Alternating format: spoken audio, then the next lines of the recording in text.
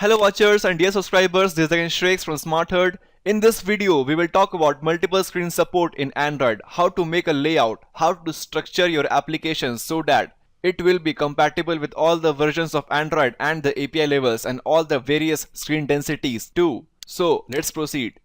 Now before we proceed, let us talk about what is screen size. Now the screen size is actually measured diagonally.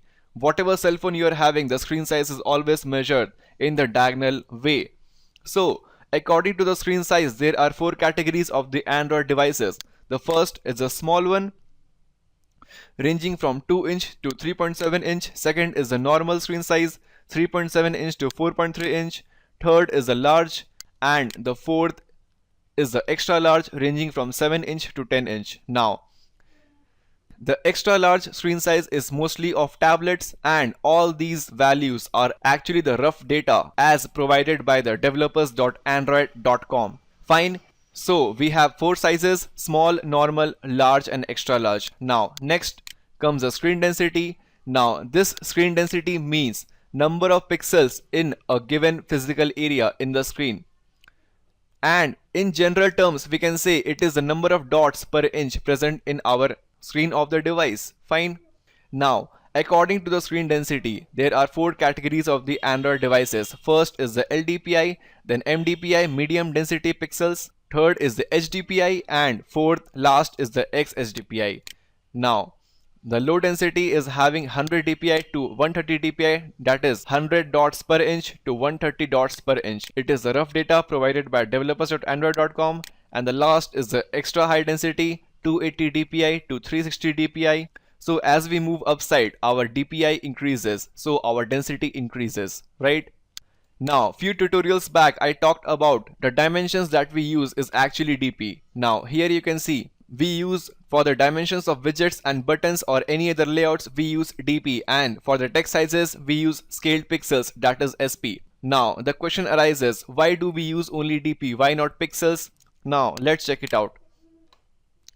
Now when you run your application, then dynamically the dp, that means density independent pixels, is actually converted into the pixels with the help of this formula: pixels equal to dp into dpi of the screen, that is dot per inch of the screen, divided by 160. Now let us consider this image. Here you can see the four image one by one: LDPI, MDPI, HDPI and XHDPI. Now what this 0.75x, 1.5x stands for. Now suppose in our layout we declare the size of the button as 1 dp, then this 1 dp, when you will run your application, this 1 dp with the help of this formula will be converted into the pixels, which means in the LDPI devices we will have 0.75 dp in LDPI. In MDPI no change, because this is the baseline. Whatever we define, whatever layouts and dimensions we define in our layout, by default those layouts are actually for MDPI. Now third, 1.5 dp in HDPI and the 2 dp in XHDPI. So when we declare our dimensions in dp, so automatically it is scaled down to some value by our Android operating system in various screen densities. That is why we use dp. Now let me make it more clear by showing you this image. Now in this image you can see LDPI, MDPI and HDPI, three screen densities I have shown here.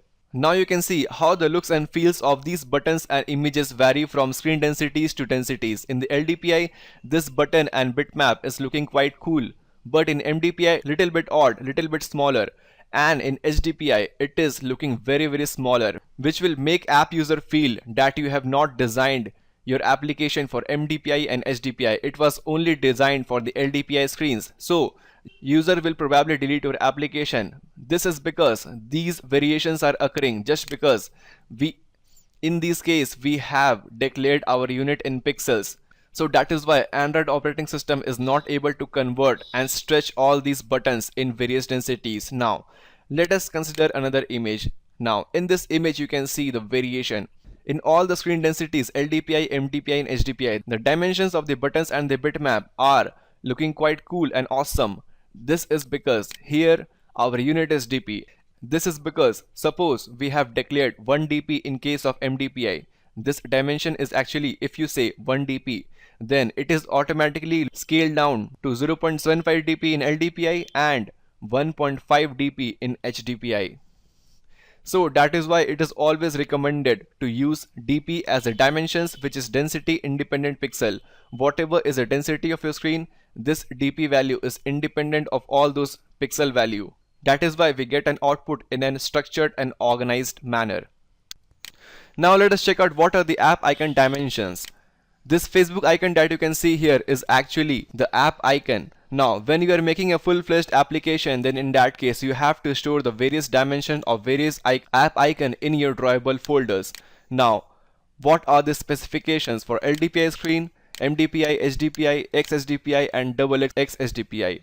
Now these are all the icon dimensions that you have to create and store these images in the respective drawable folders that I will show you just now where to store these images. So the Facebook app that you can see here, this image is actually created 5 times and stored in these specific values of pixels and were stored in the respective drawable folders. Now if you notice, the ratio of pixel for LDPI, MDPI, HDPI and XSDPI is 3:4:6:8. Now this XXX HDPI is not so compulsory, it is optional because this device is rarely found, right? Now what about the background images? Create background images. To make your app compatible, for that we have another dimensions values. For LDPI, at least your background image of your application should be 240 x 320 pixels. Similarly, we have values for MDPI, HDPI and XSDPI. So all these data are quite important. Please make a note of this because I have seen in many developers forums that people are generally having doubt regarding the app icon dimensions and background dimensions. So make sure you store your image in these values in the respective drawable folders. Now where and how to store these images in which drawable folders and how to create layout for your portrait mode and large number of devices, that I'm going to show you in the next tutorial. So please stay tuned guys, catch you guys in next tutorial. This is Shrek from Smartherd signing off, and do like, comment, share my video and have a good day. Thank you.